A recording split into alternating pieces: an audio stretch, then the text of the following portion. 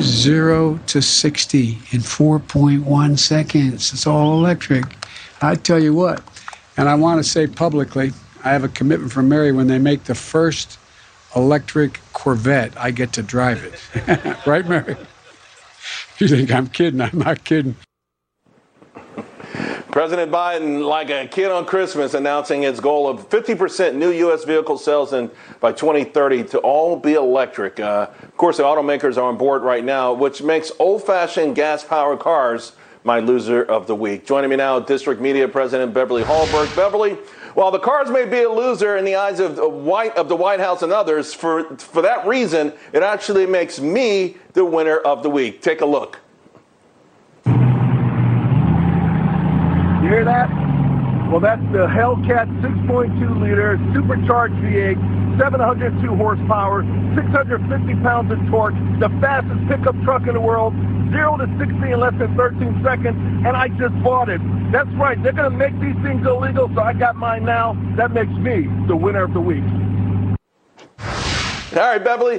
My grandfather had pickup trucks. It's been my lifelong dream to get one. I got one of the best. How do you feel about these gas-powered vehicles? Well, Charles, you better watch out because President Biden said he's not kidding. He's trying to get these gas-powered vehicles off the road, so watch out. But I really think that other Americans are going to go out and do what you just did, which is buy gas-powered vehicles because they know the prices are going to go up because it's not the customers that are demanding these electric vehicles, it's government. And we always know that leads to cost of products going up. All righty. I want you to tell me your winner of the week.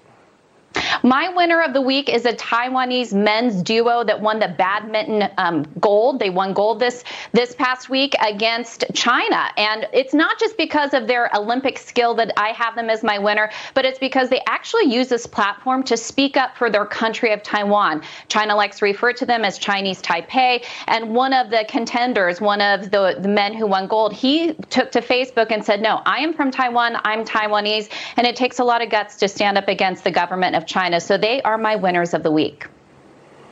You know, by the way, that badminton, I was watching the gold match between the women and the woman from Taipei. Oh, my God, she was so good. She wasn't as athletic as the other one. She almost pulled it off. You know, let's stick with the Olympics because well, before we get there, one of my losers of the week.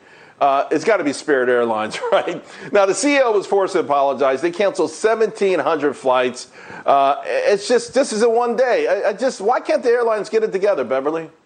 I don't know. And look, it's not just Spirit Airlines. American Airlines had a lot of issues, and we know that this is due to not having enough employees. They're struggling to staff these flights. But what Spirit did, which was the mistake, they thought they could preserve the flights even though they didn't have enough staff to be able to run them. So they left all these people stranded. Here's what I want to know. I want to know if customer service reps that are taking these phone calls from Spirit, if they get hazard pay, because I would have not wanted to deal with the phone calls from angered customers on this one. I'm going to go back to the Olympics. I want you to check out this statue at the equestrian track in Tokyo. Turns out horses are being spooked by it. It's a sumo wrestler, and, well, he's pretty spooky. I mean, whose idea was it to put it right there, right before one of those jumps? Yeah, that's the point of a sumo wrestler, is to scare the other person. I know my bulldog would have never come near that sumo wrestler. And the sad part is we can't do a do-over. Hopefully we've learned, though, from this mistake, and there will be no more sumo wrestlers shown at any equestrian event in the future. By the way, my other winner of the week is Rihanna, the superstar recording artist, because she made her money in business. We've seen a string of superstars, whether actors or singers, making money because ownership, folks. You must own something. They're not making billionaire status because of that. All right, before we go, you get the last shot here.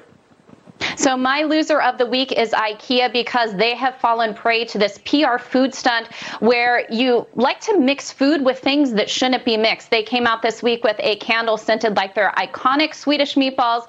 And look, I like the food at IKEA, but I don't need a candle to smell like Swedish meatballs. And even a few weeks ago, you had an ice cream company that came out with Kraft macaroni and cheese flavored ice cream. I think it's all a PR stunt to try to get people to talk about it, which I guess we are right here, but I wish it would stop. I guess we are. I think they also have a Swedish meatball cologne or fragrance or something like that. I don't know. Different strokes for different folks. Beverly, nice talking to you. See you soon. And by the way, your bulldog's not afraid of anything. Robin Hood